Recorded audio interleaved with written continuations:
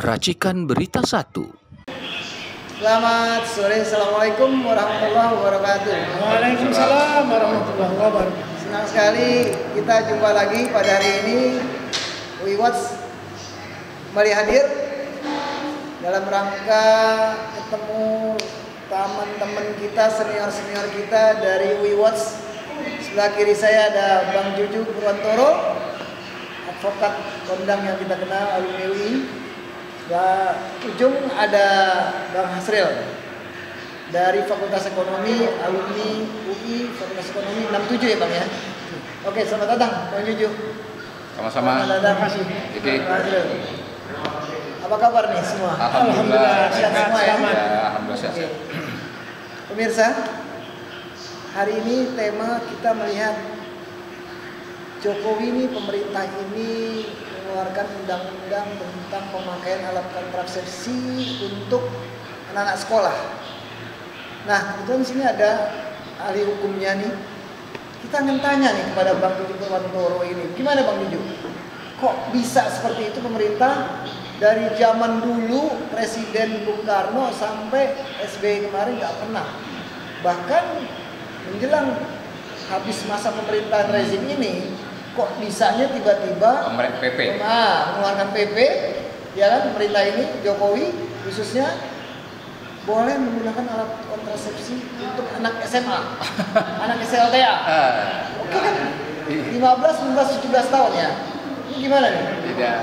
Assalamualaikum warahmatullahi wabarakatuh. Terima kasih Vicky dan Pak Hasril senior saya.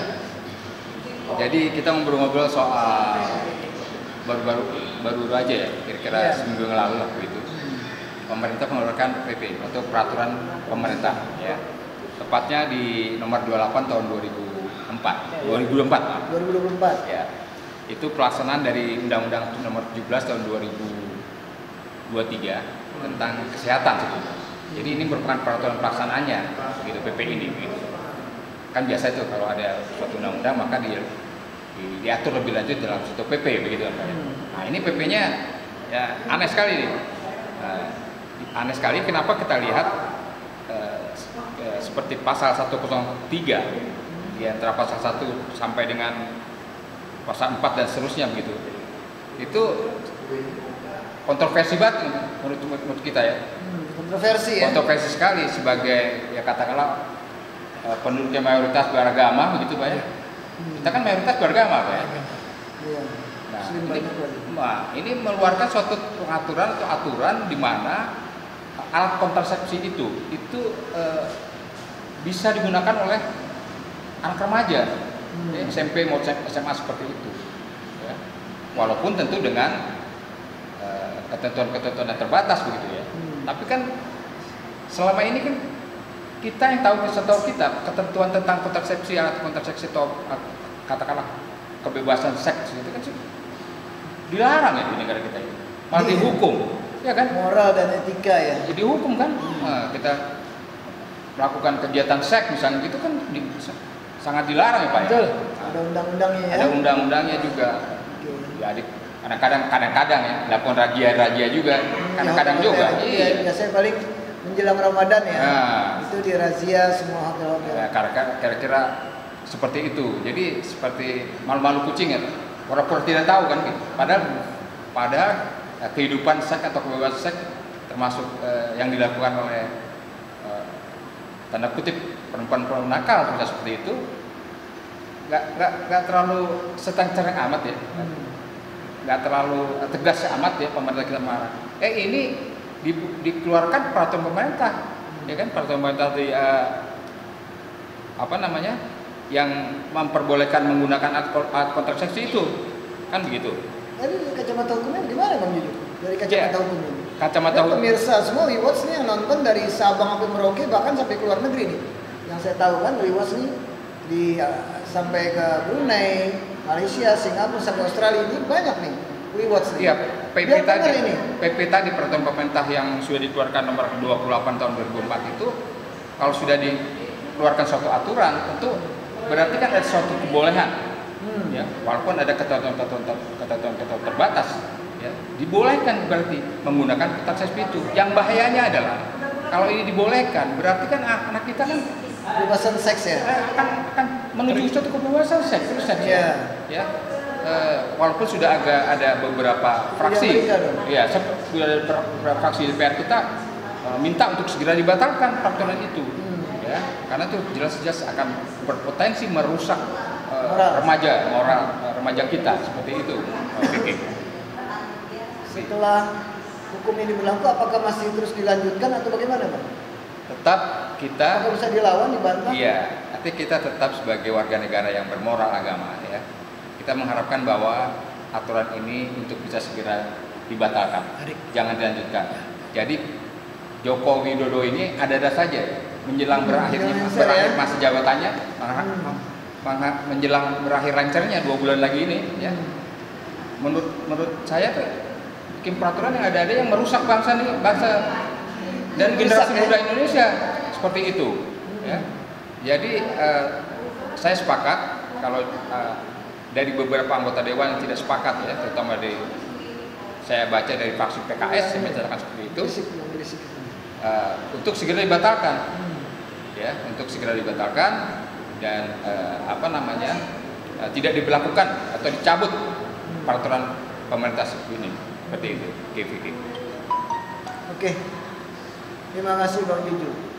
Jadi harus segera dibatalkan ya, Bang Juju, ya, kesimpulannya ya.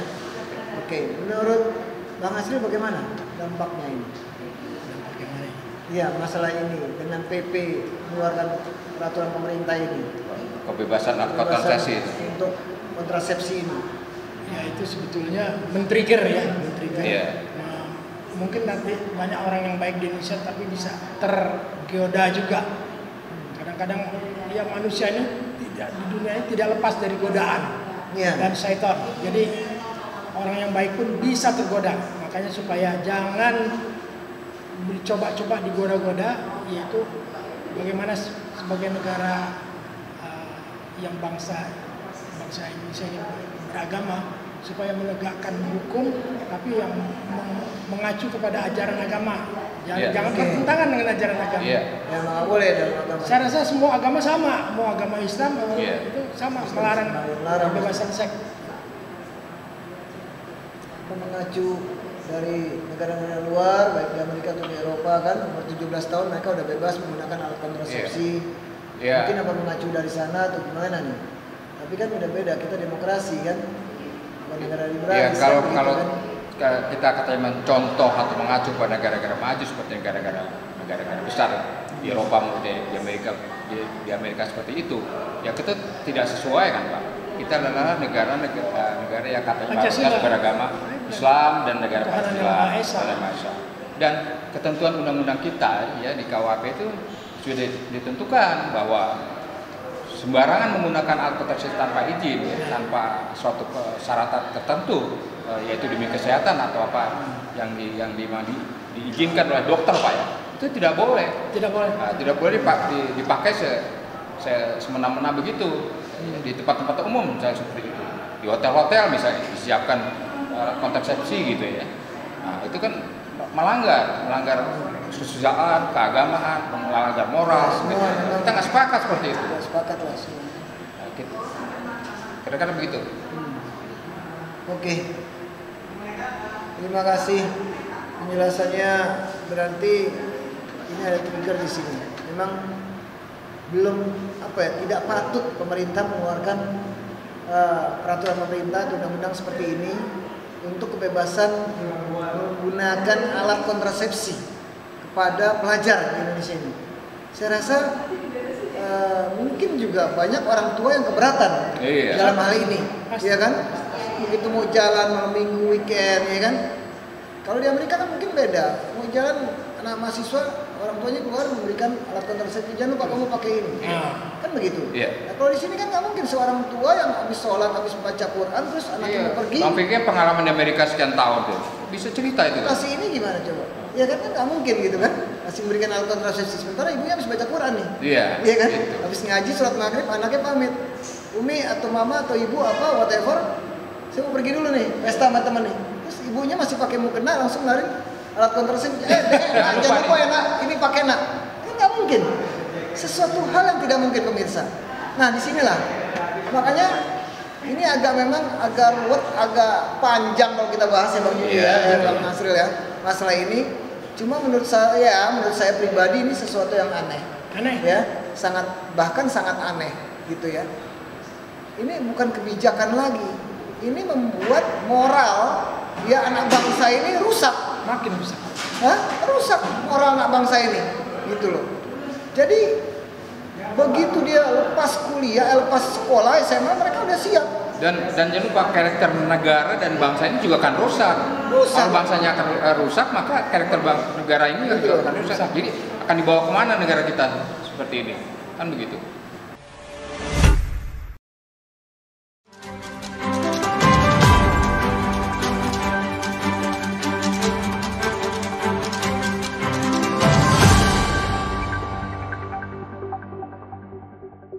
Racikan Berita 1.